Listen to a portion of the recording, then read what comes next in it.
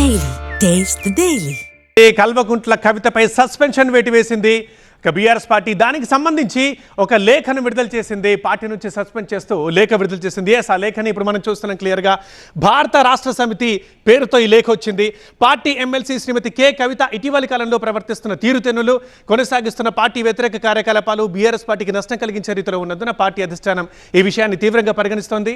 So party అధ్యక్షులు Shri K Chandrashekar Rao గారు శ్రీమతి K కవితని తక్షణం పార్టీ నుండి సస్పెండ్ చేస్తూ నిర్ణయం తీసుకున్నారని చెప్పి ఈ లేఖ మనం చూస్తున్నాం.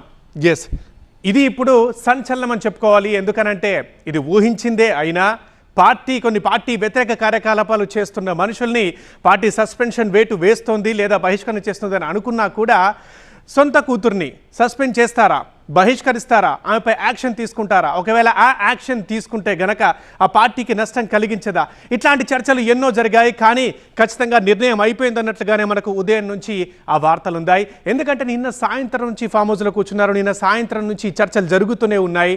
అయినా సరే ఇక అప్పటి నుంచే క్లియర్ అయిపోయింది ఒక నిర్ణయం తీసుకుంటారని. ఇప్పుడు ఆ నిర్ణయమే వచ్చింది. ఎస్, ఇది చాలా ఇంపార్టెంట్ లైన్. పార్టీ అధ్యక్షులు శ్రీ కె చంద్రశేఖరరావు గారు శ్రీమతి కె కవితని తక్షణం పార్టీ నుంచి అనేది చాలా ఇంపార్టెంట్ లైన్. ఎందుకనంటే ఎంతైనా కావచ్చు, ఎన్ని రాజకీయ పార్టీలైనా కావచ్చు, కానీ సొంత కూతురి మీద ఇలా ఒక సస్పెన్షన్ వేస్తారా అంటే సాధారణ జనాల్లో ఒక చర్చ అంటూ ఖచ్చితంగా సాగుతూ ఉంటుంది. లేదు కూర్చొని పిలిచి మాట్లాడుకుంటారు, సమావేశాలు జరుగుతాయి.